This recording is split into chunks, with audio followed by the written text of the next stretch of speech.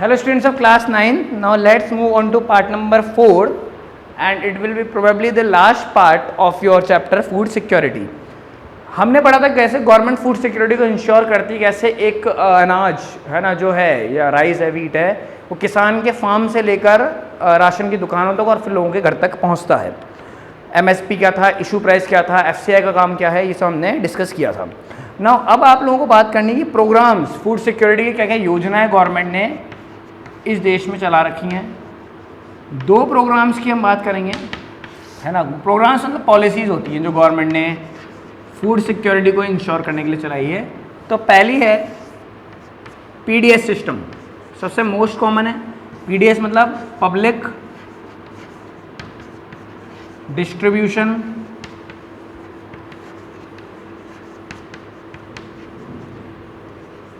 System. PDS या public distribution system का मतलब क्या होता है?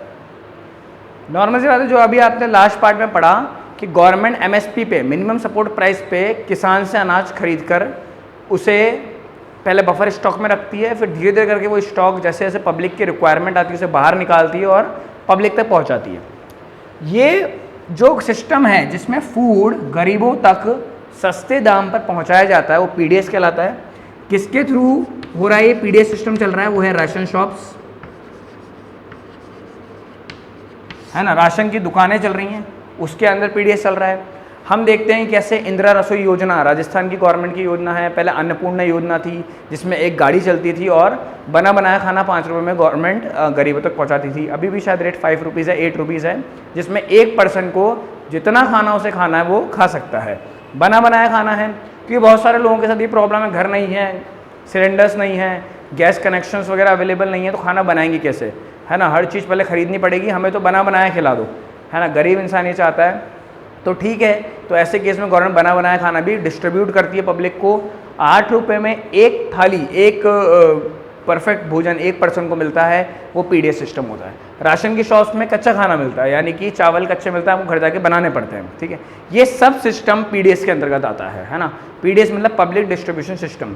गवर्नमेंट इसके राशन की शॉप्स, इंदिरा रसोई योजना की शॉप्स अलग हैं। अन्नपूर्णा योजना में एक व्हीकल चलता था, उसमें कहीं भी हॉस्पिटल के बाहर, वो गवर्नमेंट हॉस्पिटल के बाहर या कहीं भी जहाँ पे लेबर खड़ी होती है वहाँ पे वो फूड को डिस्ट्रीब्यूट करते थे। ये सब गवर्नमेंट करा रही है। गवर्नमेंट को 5 रुपीज़ में, या मैंने बात की थी पिछले लेक्चर में, 2 रुपीज़ पर केजी में राइस में कुछ नहीं मिलता, है ना। गवर्नमेंट इसे लगभग हमारे लिए free of cost he provide करा रही है। इससे बहुत ज़्यादा खर्चा गवर्नमेंट का इस पर हो जाता है, ठीक है। क्यों? क्योंकि गवर्नमेंट को डिस्ट्रीब्यूट करना है पब्लिक को, है ना, फूड को, फूड सिक्योरिटी इंश्योर करनी है। सेकेंड भी बहुत इंपॉर्टेंट है इसमें, वो है फूड फॉर वर्क प्रोग्राम।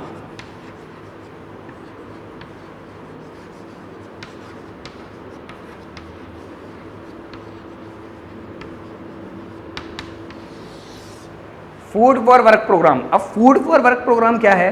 जैसे फॉर एग्जांपल आप कि कोई पर्सन है किसी जगह मजदूरी करता है, तो मजदूरी के एग्जांपल मान के लिए हम 100 रुपये मिलते हैं उसको मजदूरी के। अब प्रॉब्लम क्या है कि वो 100 रुपये का क्या करेगा, ठीक है।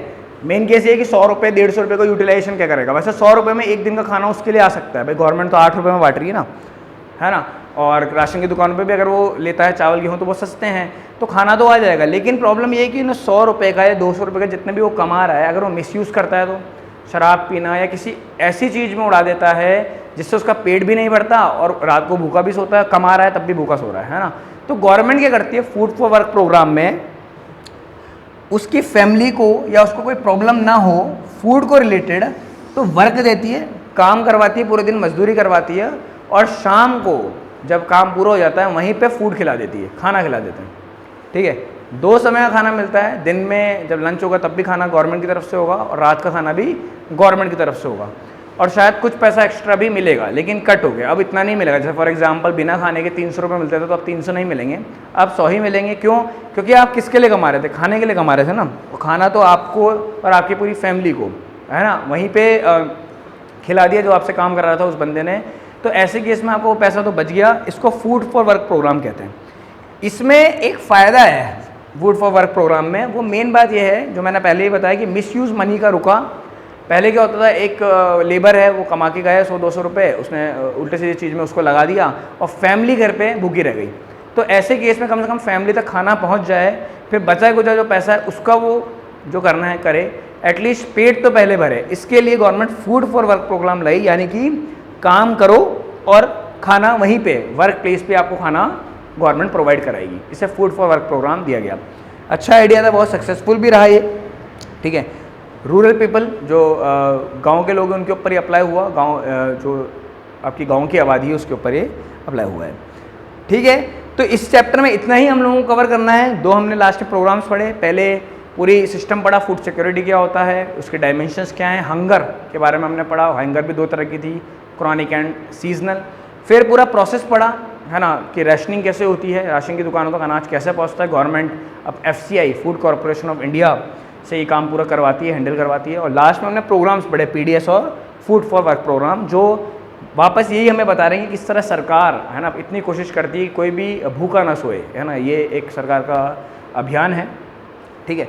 फिर भी देखिए पॉपुलेशन बहुत बड़ी है तो प्रॉब्लमेटिक तो काफ़ी रहता है इतनी बड़ी पॉपुलेशन कंट्रोल करना, लेकिन फिर भी राशन शॉप्स, मुफ्त में अनाज बांटना और ये सब सिस्टम बहुत अच्छा है इंडिया में एज़ कम्पैरेटिवली, क्योंकि पॉपुलेशन बहुत ज़्यादा है। उतना बड़ा पॉपुलेशन को कंट्रोल करने में कोई ना कोई रह ही जाता होगा, लेकिन फिर भी गवर्नमेंट पूरी कोशिश करती है कि अनाज सब तक पहुँचे, सबको मिले और सब उसका यूज़ करें, मिस यूज़ कोई ना करे उसका। चलिए पार्ट नंबर 4 पे आपका फूड सिक्योरिटी बहुत इंटरेस्टिंग चैप्टर था, एंड होता है ना। UT सेकंड में चैप्टर कवर हुआ है, क्वेश्चन आंसर आपको जल्दी PDF में मिल जाएंगे। CW कॉपी में करके बेटा लर्न करके रखिए, जल्दी आपको नोटिफिकेशन मिलेगा UT सेकंड का भी। So okay, thank you students.